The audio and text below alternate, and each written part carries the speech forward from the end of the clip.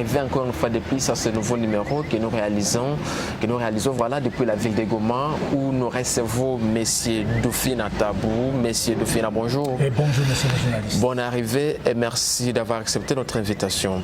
Nous analysons avec vous une question très importante qui est une question d'actualité au niveau de la République démocratique du Congo. Nous le savons très bien. Avant-hier, la République démocratique du Congo a procédé à une cérémonie dans laquelle elle a remis aux autorités rwandaises plus de 300 rebelles hutu-rwandais qui étaient actifs sur les sols congolais. Alors, monsieur Dufina, la question, plus de 300 rebelles hutu-rwandais qui étaient actifs sur les sols congolais et les autorités ont pris le courage de remettre ces rebelles aux autorités rwandaises. Pour vous, ça montre un signe, c'est quel signe d'abord, si on peut le dire dans ce sens-là?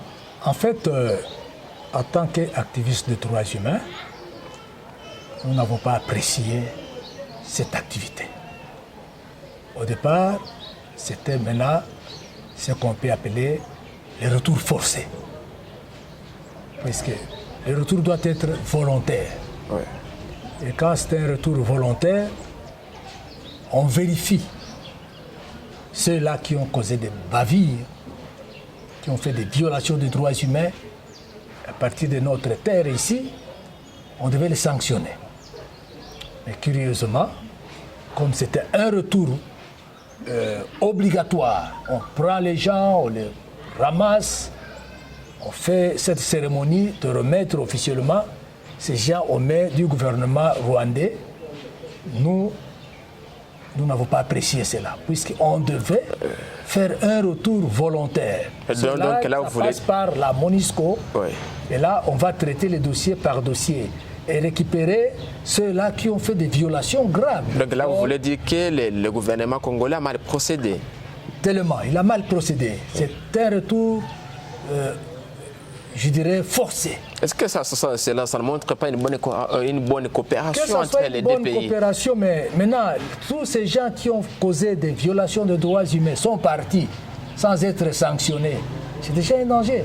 Mais quand réellement ces gens pouvaient passer par exemple par la MONUSCO, on traite leur dossier, c'est volontaire, il n'a rien fait au Congo, voilà, on doit les rapatrier sans problème. Mais on fait une cérémonie pour dire voilà, nous avons capturé autant des gens, disons des miliciens même, des interams et consorts. Nous faisons cette activité pour le remettre officiellement aux mains du gouvernement rwandais sans avoir vérifié ce qu'ils ont fait au Congo. Ça, c'est un retour forcé dont le droit humain doit condamner ça. Et c'est là, est-ce que ce n'est pas un danger pour ces rebelles rwandais? Vous savez que ces Hutus rwandais qui se trouvent et qui est également sur les sols congolais sont toujours en conflit avec Kigali. C'est ce que je dis, Nous voulons qu'il y ait un retour volontaire, c'est-à-dire qu'il se sent qu'il n'a pas causé de peine, il n'a pas de problème, il n'a rien fait, lui rentre. Et si vous le capturez, vous le renvoyez par force, il y a ceux-là qu'on doit automatiquement arrêter. Ils sont en conflit avec le gouvernement rwandais. On ne devait pas faire ainsi. Mais on l'a fait. Mais chez nous, en tant que quelqu'un de droits humains, nous on condamne ça, c'est un retour forcé qui est condamné par les droits humains. Mais certains rebelles restent toujours actifs sur les sols congolais et ils commettent des violences, des exactions sur les sols congolais. Quel espoir avec un nouveau gouvernement? En fait, le gouvernement actuel cherche à s'impliquer pour chercher la paix. Oui. Et je crois que tous ceux-là qui ont quand même causé des gaz chez nous, on doit les appréhender, les arrêter. Et si on peut les transférer chez eux en étant en arrestation, ça sera aussi une bonne chose. Mais ce qui est vrai, que pour éviter ce que vous dites là, puisqu'il y a ceux-là qui ne peuvent pas rentrer au pays puisqu'ils se reprochent de quelque chose, ou selon la politique de leur pays, ils se sentent qu'ils ne peuvent pas encore rentrer, on ne peut pas le faire rentrer par force. Ça, c'est ce que nous disons, C'est une violation grave des droits humains. Et comme on sait que ces Auto-Rwandais ont commis des violences sur les sols congolais, est-ce qu'il y a une loi ou bien, je ne sais pas, ça ne devrait pas être... La loi, il faut avant tout l'identifier. Identifier qu'est-ce qu'il a fait. Bon, si on part en groupe, ils ont fait ça, et on les avait récupérés et les fait rentrer chez eux. Bon, en groupe, on ne peut rien faire. Mais si on pouvait dire, voilà, leur chef, on doit prendre le chef. Celui qui dirigeait l'équipe, lui doit quand même être appréhendé et répondre à ses actes. C'est lui qui donnait le commandement. Donc le chef doit être quand même arrêté. On ne peut pas prendre le groupe entier pour dire, voilà, vous avez causé des problèmes, des violations des droits de l'homme au Congo. Maintenant, on arrête tous les groupes. Mais il y a des problèmes de génocide aussi qui les attendent au Rwanda. Si il a été, cité pendant ces gens qui ont fait les génocides, on doit l'arrêter au Rwanda. Donc, tout ça sont des problèmes qu'on devait quand même essayer d'organiser à partir de chez nous. Et comme ils restent toujours considérés comme des rebelles, est-ce qu'on ne devrait pas les juger au niveau de la RDC? C'est ce que je dis. Parce qu'ils ont commis des violences, des atrocités pendant plus de 20 ans. Actuellement, ce n'est pas les groupes qu'on doit condamner. On doit condamner les dirigeants de ces groupes. Ce sont eux qui doivent assumer les responsabilités de tout ce qui s'est passé chez nous. Ils ont des dirigeants. Et ces dirigeants, j'espère qu'ils ne sont pas aussi arrêtés pour les envoyer au Rwanda. Je crois que les dirigeants sont encore chez nous. Et c'est ça, on doit avoir ces dirigeants qui doivent répondre à leurs actes. Mais le groupe entier, je crois que vous avez suivi quand on a arrêté Bemba. Bon, Bemba n'était pas en Afrique, en Afrique centrale, mais c'est le groupe. Avec le groupe, maintenant, on a arrêté le responsable de ce groupe. Puisque lui-même, quand il a remarqué qu'il y avait des violations au niveau de ce groupe, lui devait commencer à arrêter. C'est lui qui devait arrêter. Comme il n'a pas arrêté, donc on a arrêté même à cause de ça. Voilà, ce sont des problèmes qu'il faut maintenant commencer à expliquer à la population. Et comment vous trouvez aujourd'hui la relation entre le nouveau président congolais et le président rwandais, Paul Kagame? Le président actuel, Félix-Antoine Tshisekedi Tshilombo, cherche à être en bon terme avec tous ses voisins pour chercher la paix. Mais il n'aura jamais la paix quand il y a un conflit avec vos voisins. Mais la plupart des Congolais semblent ne pas apprécier surtout la bonne relation entre Kagame et Félix. Les Congolais, je l'ai dit, heureusement tu me donnes l'occasion, je le dis encore, le Rwanda est là, le Congo est ici. Le Rwanda, jusqu'à la fin de ce monde, doit exister là-bas. Et si vous allez vous mettre en conflit avec le Rwanda, c'est perdre le temps inutilement. Parce que pour les Congolais savent que c'est un pays qui a longtemps agressé la RDC, surtout quand on voit l'Est du pays, quand on voit par exemple la guerre de M23, CNDP, tout ça. Et puis les Congolais disent que c'est un pays entre guillemets qui serait considéré comme un pays de triste mémoire. Mais c'est vrai, ça fait mal puisqu'ils ont vu que les Rwandais sont venus aussi se venger contre nous. Moi je vous dis, voilà, j'ai grandi, j'ai vieilli même, mais je peux trouver cette occasion pour dire à mes confrères de ne plus continuer à prendre le Rwanda comme les esclaves, à prendre le Rwandais, le diaboliser. Non, c'est un État qu'on doit respecter, ils ont leur pays et nous avons le nôtre. Mais est-ce que vous pensez que disons, les Rwandais respectent vraiment les Congo? Bon, moi je vous dis, si vous allez au Rwanda, vous allez voir vous-même que les Congolais sont mieux au Rwanda que les Rwandais qui vivent au Congo. Et ça n'a pas commencé aujourd'hui. Je me souviens, moi. Mais politiquement, là, La politique, nous sommes leurs grands frères. Retenez bien. Nous sommes grands frères de ces deux pays, le Rwanda, le Burundi, même les pays qui nous entourent, là, les pays limitrophes. Ils nous respectent. Mais c'est à nous de se respecter. Mais M. Dufina, vous aviez suivi il y a quelques jours quand le président avait soulevé l'idée d'appeler, d'inviter quelques pays voisins de venir intervenir aux côtés de la RDC, c'est-à-dire les armées, les forces étrangères, venir combattre avec les FRDC, en fait de mettre complètement à fait aux groupes armés. Vous aviez suivi, il y a eu plusieurs voix qui se sont soulevées pour dire non à l'intervention de ces pays, surtout à la présence du Rwanda en RDC. Vous savez, hein, même moi je ne peux pas dire voilà, j'étais pour qu'on amène les militaires pour venir faire des actions avec notre armée. Et pourquoi dans c'est notre terre. C'est ça, je n'ai pas pu apprécier cela. Ouais. Mais ce qui est vrai, nous sommes obligés de collaborer. Nos militaires sont obligés de collaborer. Vous savez, avec les étrangers. Avec les étrangers, avec le pays limitrophe. C'est comme ça. Mais alors, vous savez, les Congolais, c'est question de... Pour nous, Congolais, c'est question, on se sent humilié, croyant que le petit pays, comme le Rwanda, les Burundais, viennent ici, les Ougandais, pour venir nous aider, nous sommes un grand pays, tout ça. Ce sont des erreurs. Ce sont des erreurs. Je vous dis, nous avons beaucoup à faire dans ce pays. Et si nous allons toucher ce qui se passe dans notre armée, c'est malheureux. Les militaires qui ne sont pas payés durant 3-4 ans, ils n'ont pas de salaire. Les militaires congolais. Vous voyez, nous avons déjà déposé une plainte contre les dirigeants de ces armées-là, de l'armée congolaise. C'est malheureux. L'armée est tellement désorganisée. On ne peut pas avoir honte de dire la vérité. Notre armée est complètement désorganisée. Visitez nos camps militaires.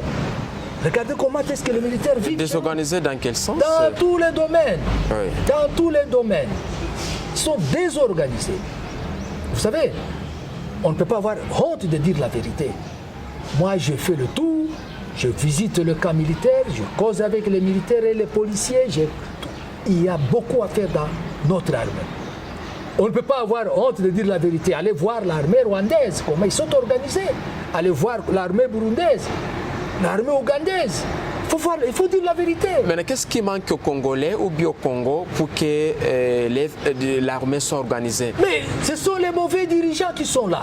C'est-à-dire à partir de la tête? À partir de la tête. Alors le nouveau président, il a compris que réellement, on doit être ensemble. Ouais. Combiner les 2, 3, 4, 5 armées ensemble, croyant que ça peut donner le modèle. Quand on est ensemble, on peut se copier mutuellement et on peut peut-être organiser notre pays. Mais l'idée a été rejetée. Mais l'idée a été rejetée par la population qui se sent un peu frustrée. Comment le Rwanda, comment le Ouganda, comment... Bon, c'est malheureux. Et c'est pour cela, je vous dis même, voilà notre budget annuel qui était à 4 milliards. Heureusement pour cette année, l'année prochaine, on va voter à 10 milliards. Vous vous imaginez? Un grand pays comme le Congo... On peut dire que c'est une honte pour la RDC avec tout ce qu'on a comme richesse. Une honte. Tout ce que nous avons dans ce pays, avoir un budget annuel de 4 milliards. Le petit Rwanda a 20 milliards. Vous imaginez? Le petit pays comme le Rwanda a 20 milliards de budget annuel. Et nous, on était à 4 milliards. Mais comment nous allons organiser une armée? Comment nous allons organiser le pays avec 4 milliards? Il y a beaucoup de fuites d'argent. Qu'est-ce qu'il faut concrètement? La corruption dans ce pays, l'arme, la vision du président, l'actuel président de la République, qui vient nous emboîter notre pas, nous de la SFOCO, ça fait 34 ans que nous sommes en train de lutter contre la corruption. Mais on avait à la tête celui qui ne voulait même pas nous comprendre. Mais quand l'actuel... Voilà, c'est le président sortant? Le président sortant, on écrivait chaque jour. Mais il ne répondait même pas. Mais le président actuel, il dit non, luttons contre la corruption. Luttons contre la corruption. Il faut avoir un budget. consistant. Excusez, M. Dufina, vous venez de le dire, et le président aussi l'a évoqué dans son discours, la lutte contre la corruption, et c'est parmi les éléments il va se baser beaucoup plus sur ces éléments. Et vous êtes un activiste, et ça fait plusieurs années, 34 ans que vous luttez contre la corruption. Ouais. Est-ce qu'avez-vous été satisfait surtout sur ces plans-là du discours du président côté corruption, lutte contre la corruption? Tellement, puisqu'il vient nous encourager. Quand il vient nous encourager, nous aussi nous allons l'encourager. C'est-à-dire que nous allons mener cette lutte ensemble. C'est-à-dire que nous venons de lancer l'action Ndobo, Ndoani en Swahili. C'est pour cette lutte, nous voulons faire tout pour essayer de décourager ces gens-là, ces anti-valeurs. Et lui doit sanctionner. Je vous dis ceci, l'armée congolaise, si nous allons, combien ils gagnent par mois, c'est une honte. Et ceux-là qui travaillent sans salaire, tellement nombreux. J'ai un dossier que je vais déposer aujourd'hui à l'auditorat. 59 militaires se trouvant à Saké, travailler sans salaire. Vous imaginez? Il y a des militaires. Est-ce qu'à cause de cela, ça ne peut pas créer aussi l'insécurité? Pourquoi pas? C'est l'insécurité. Un militaire qui travaille sans salaire. Et il a une arme? Il a une arme. Qu'est-ce qu'il va faire? Il va traquer la population. Parfois, il peut aller même de l'autre côté des miliciens. C'est l'insécurité créée par nous-mêmes. Il y a des militaires considérés décédés. Ils sont décédés, mais ils travaillent, ils sont là. Son argent est gagné par d'autres personnes. Est-ce que ça, c'est pas vraiment dit? Vous n'avez pas quand même des preuves là-dessus? J'ai des preuves, j'ai déjà déposé la plainte au niveau de l'auditorat. Et la suite, c'est quoi? Et la suite maintenant, je viens d'apprendre aujourd'hui qu'on a arrêté l'un parmi ces militaires puisqu'il est passé par l'ASVOCO pour dénoncer cela. Oui. Donc, vous voyez cela. Or, il est humain, ça c'est les droits humains, ce n'est pas les droits humains des civils. Les droits humains, ils sont des êtres humains. Nous devons aller partout, voir si leurs droits sont violés. On va dénoncer. Et alors, Monsieur Dufina, comment on sait la RDC reste un pays, je ne suis pas dans les tops des pays considérés comme les pays qui touchent beaucoup plus la corruption. Qu'est-ce qui fait que la RDC reste toujours souvent la première position? Et qu'est-ce qu'il faut pour éradiquer ça complètement? En fait, et quel espoir pour ces nouveaux gouvernements? L'espoir pour moi, c'est avoir un président qui lutte contre la corruption. Et un nouveau président, le nouveau président actuel, ça sera Félix facile. Antoine Tshisekedi Tshilombo. Je suis convaincu avec lui, il y aura des avancées. Il y aura des avancées, pourquoi?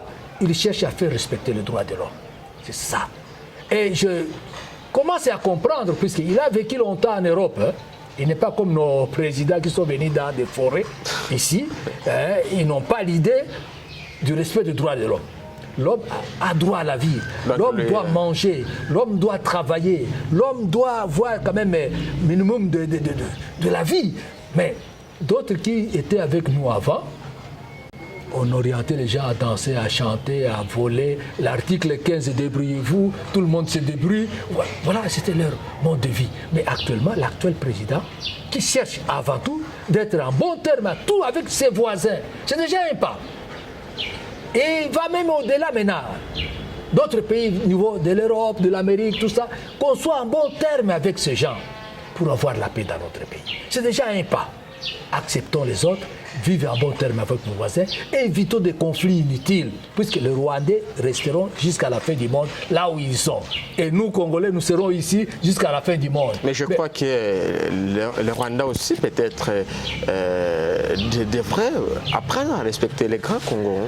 Mais je vous dis, moi je ferai une émission, si vous voulez que je peux vous inviter à aller avec vous à Kigali, qu'on fasse une émission avec les Congolais qui vivent au Rwanda. Mais comme ça, vous allez sentir, et invitez-les de rentrer à ce pays. Ils diront non, je ne peux pas entrer là-bas. Là-bas, il y a des démons là-bas. Je ne peux pas entrer. Les démons au Congo? Congo, il y a des démons. Ils vous diront ça. Puisque là-bas, au Rwanda, malgré tout, les Congolais sont respectés.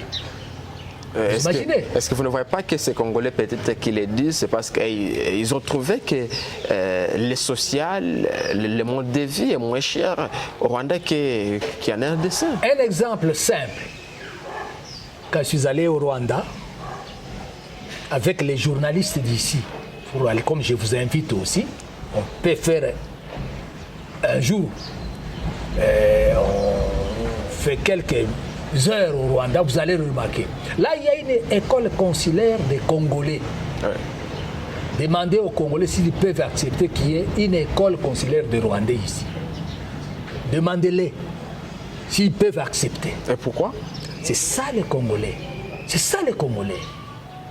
La haine. Parce qu'ils gardent des mauvais souvenirs, peut-être. Ce n'est pas question de mauvais souvenirs. Moi, j'ai grandi avec cela dans ma tête. Ouais. À l'âge de 4 à 5 ans, nous on chantait Banyarwanda bote, Barudi et Kwabo. Nous on chantait. Et j'avais encore 5 ans. Je ne savais pas c'est quoi. On cherchait à diaboliser les Rwandais. Les Congolais ne veulent pas vivre avec le voisin. C'est ça le mal des Congolais. Nous avons chassé tous les Blancs qui vivaient ici avec nous. Et c'est là que ce n'est pas une belle idée. Pourquoi? Voilà là où nous sommes maintenant.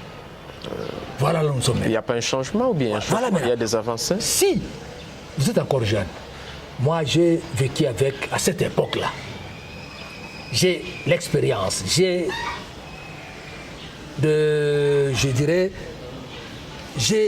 à démontrer à nos jeunes comment on vivait à l'époque.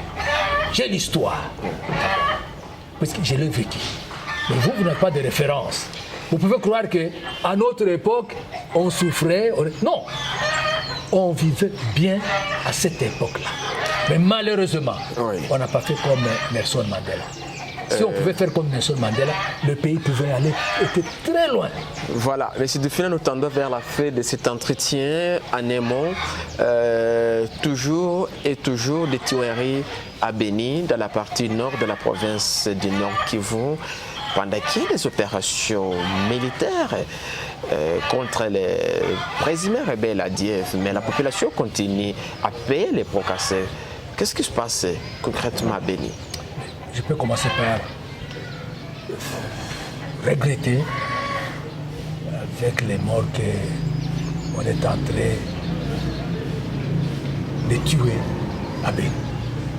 Nous allons commencer par condamner cela avec force. Un être humain ne doit pas être déchiqueté comme on fait à Béni. Ça nous fait mal au cœur. Mais moi, je réfléchis longuement sur ces dossiers. Je suis quelqu'un de droits de l'homme. Notre question souvent, c'est de se poser pourquoi ça? Et pourquoi seulement à Béni? Et pourquoi seulement à Béni? Pourquoi ça? C'est la question qu'on doit se poser. J'avais suivi un jour la dame représentante secrétaire générale des Nations Unies, oui, en RDC. Leila Zeroubi. Voilà. Oui. Elle avait dit ceci. C'est une guerre qu'on ne pouvait même pas utiliser les armes. De chercher les causes. Pourquoi ça? Il faut connaître les causes. Quand il y a de telles réactions, ils veulent quoi? Qu'est-ce qu'ils cherchent? C'est-à-dire qu'ils voulaient qu'il y ait un dialogue entre... Donc, c'est ça. Il faut chercher les causes. Pourquoi ces gens font cela? Et on dit souvent, ce ne sont pas ce n'est que les étrangers qui sont dans ces groupes-là. Même les Congolais, ils sont parmi ces gens-là. Qu'est-ce qu'ils veulent? Mais vous savez qu'aujourd'hui, les ADF sont considérés comme un groupe terroriste. Est-ce qu'il faut que vraiment le gouvernement congolais dialogue et puisse négocier avec les terroristes? Moi, je le dis, je vous dis que même moi, en tant que quelqu'un de droits humains, je me pose de multiples questions. La guerre est là. Et parfois, on ne sait pas ceux-là qui mènent cette guerre. Puisque les militaires avancent, au dos, on tue les gens. Donc ces gens sont parmi la population, ils sont dans la population. Vous voyez? C'est dangereux. Donc on peut dire qu'il y a une complicité. Il y a une complicité. C'est-à-dire qu'il y a une complicité. Alors, nous devons faire la marche arrière.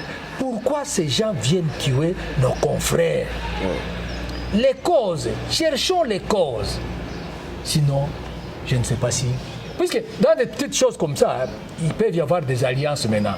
Les gens qui cherchent à troubler, les gens qui sont contre le gouvernement, peut-être Tshisekedi, ils peuvent faire des alliances et vous allez voir que ça sera vraiment très complexe. Donc l'idée du président de lancer les opérations militaires contre ces ADF n'était pas la bonne.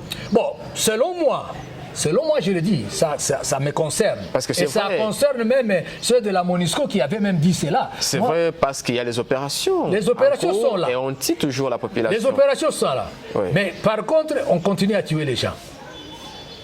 Il faut se poser des questions. Donc là, on peut dire que cette guerre, donc on est loin de finir. Ouais, il faut maintenant qu'on cherche ce qui se passe, c'est quoi? Pour vous, on a capturé les gens. Ouais. Bon, il faut leur demander, vous voulez quoi? On vous envoie pour faire quoi? Bon, qui vous dirige? Il y a ça et ça. Mais les causes. Mais on sait que ces ADF sont considérés comme les personnes qui étaient venues au niveau de l'Ouganda. Est-ce que vous ne voyez pas que peut-être l'implication, voilà. Vous savez, au départ, c'est ça. Mais quand on suit la vérité, on dit même les Congolais sont dedans, les Rwandais, les Tanzaniens, je ne sais pas, ainsi de suite. Donc on ne sait plus à qui faire face. Voilà maintenant. On ne sait pas qui sont responsables, puisqu'il y a des Congolais, il y a des Rwandais, il y a des Burundais, il y a des Tanzaniens, il y a des Ougandais, il y a, je ne sais pas, fait des comptes. Vous voyez que ça devient très complexe. Voilà, nous sommes à la fin de cet entretien, Monsieur Dufé Natabou. Je rappelle que vous êtes un activiste des droits de l'homme. Merci de nous avoir accordé cet entretien. Merci beaucoup, monsieur le journaliste. Mais je vous invite d'aller avec moi au Rwanda pour récolter les informations. Merci pour l'invitation. Merci également à nos internautes et téléspectateurs de nous avoir suivis. Prochain rendez-vous, c'est demain pour un nouveau numéro, un nouveau invité. Merci. Bye bye.